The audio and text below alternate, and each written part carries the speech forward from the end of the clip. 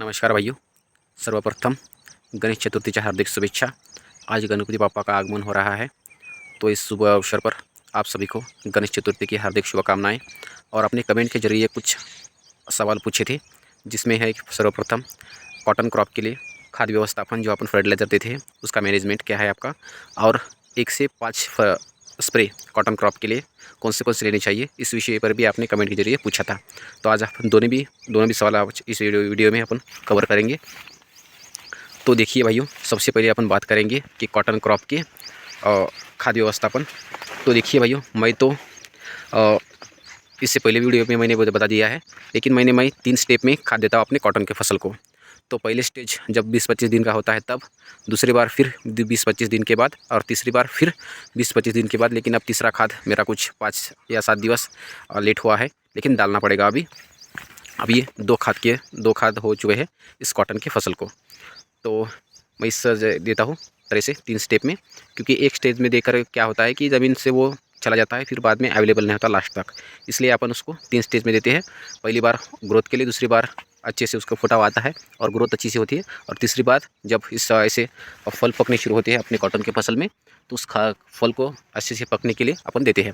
तो पहले डोज में अपन देते हैं 20-20-0-13, 2 पोती 20-20-0-13 और 1 बोरी उसमें अपन यूरिया ऐड करते हैं अच्छी ग्रोथ के लिए।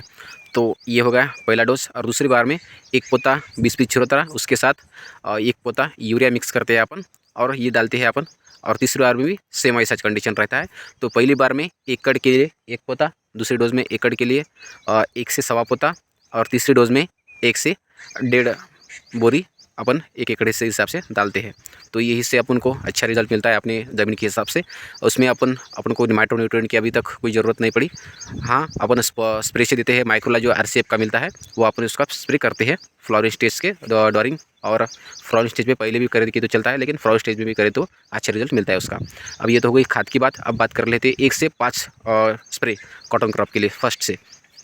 तो देखिए भाइयों, जब अपन ने इस कॉटन फसल के ऊपर अपन ने क्या जो इंसेक्ट हर्बिसाइड का स्प्रे किया था से अपना हिटवीड मैक्स, तो हिटवीड मैक्स के साथ ही अपन ने क्या किया था, उसमें मोनोक्रोटोफास 50 ml डाल दिया था। और जो अपनी 2 नोजल की नली है, उस 2 नोजल की नली से ऊपर से ही स्प्रे कर दिया कॉटन फसल के ऊपर, जब कॉटन की फसल अपनी 2 या 3 पत्ती की थी तब की बात है।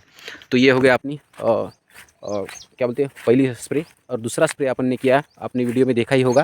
तो उस स्प्रे में अपन ने कौन सा स्प्रे लिया, मोनोक्रोटोफास प्लस उस पर म्यूरेट ऑफ पोटैश आपने डाल दिया था। म्यूरेट ऑफ पोटैश इसलिए कि उसकी जड़ें अच्छे से स्ट्रांग हो।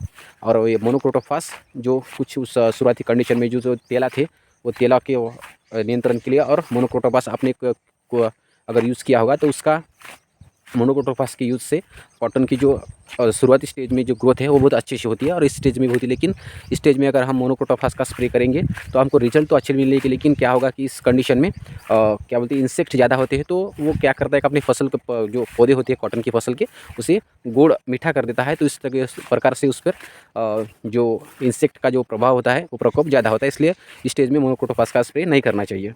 तो ये कोई अपने दूसरे स्प्रे की। तीसरी बार में अपन को ज़्यादा देखने को मिला था तेला, जिसे हम जसीड बोलते हैं, तुड़तुड़ा। तो उसके कंट्रोल के लिए अपन ने क्या किया कि डायरेक्ट अपन ने पोलो जो डाइफेंचुरन होता है उसका स्प्रे लिया, उसके साथ लिया अपन ने अमीनो एसिड जो सेकंड अपनी नहीं थर्ड स्प्रे था अपना। तो अच्छी ग्रोथ के लिए अपन ने उसमें डाल दिया था अपना अमीनो एसिड। तो ये हो गया अपनी तीसरी स्प्रे।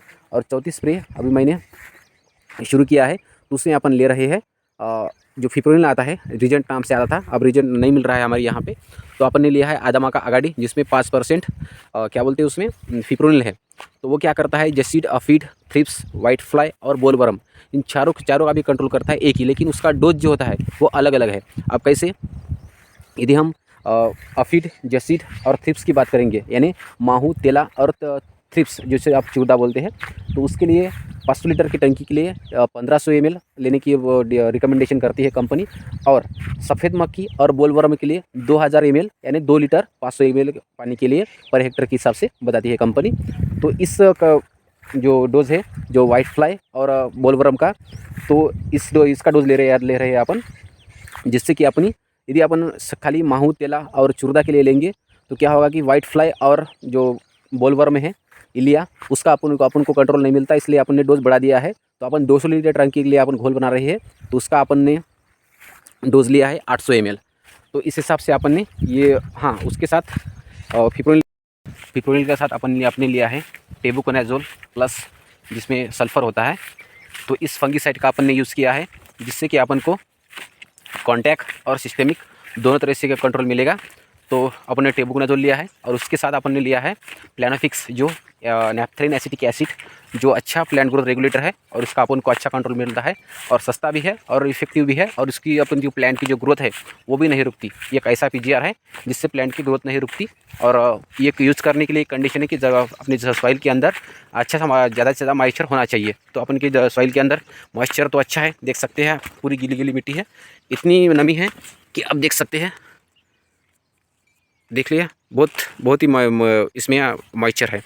तो अभी आप उनको ड्रम के पास जाके आपको दिखाऊंगा मैं कि कौन कौन सा अपन ने क्या बोलते उसको कॉम्बिनेशन लिया है। तो देख सकते हैं भाइयों, ये है अपना कॉम्बिनेशन। तो सबसे पहले ये देख सकते हैं आप, ये है आगाड़ी फिप्रोनिल 5%, और ये है प्लानोफिक्स बायर कंपनी का, और ये है टेबुकोनाजोल प्लस सल्फ़र, जो बेस्ट एग्रोलाइफ लिमिटेड का है, सुलू। तो ये अपन कॉम्बिनेशन ले रहे हैं अपने कॉटन क्रॉप पे फसल के लिए। ये काम करेगा जो माहू, तेला, चुर्दा, सफ़ेद मक्खी और बोलवर्म के लिए अपना ये आगाड़ी काम करेगा। और जो एक्स्ट्रा जो आपने जो देख सकते हैं आप, अभी अपने आसमान ठीक नहीं है, बादल छाए हुए हैं, ऐसे कंडीशन में ये जो प्लानोफिक्स है बहुत अच्छी काम करता है, इसका रिजल्ट भी अपन को अच्छा मिलता है। तो ये अपन पीजीआर यूज़ कर रहे हैं, देख सकते हैं इसमें लिखा हुआ है प्लांट ग्रोथ रेगुलेटर, लेकिन ये इसकी अपन को एक रिजल्ट अच्छा मिलता है। और ये अपना है, इसमें टेबुकोनाजोल प्लस सल्फ़र है, देख सकते हैं आप। तो ये है सुलू, इसका अपन यूज़ कर रहे हैं। जो फंगी बनती है अपने फूल के अंदर, कॉटन क्रॉप के फूल के अंदर, उस फूल के कंट्रोल के लिए अपन को ये ले रहा है। जो टेबुकोनाजोल है वो क्या करता है कि वो सिस्टमिक तरीके से काम करता है, और जो सल्फ़र है वो कॉन्टैक्ट तरीके से काम करता है।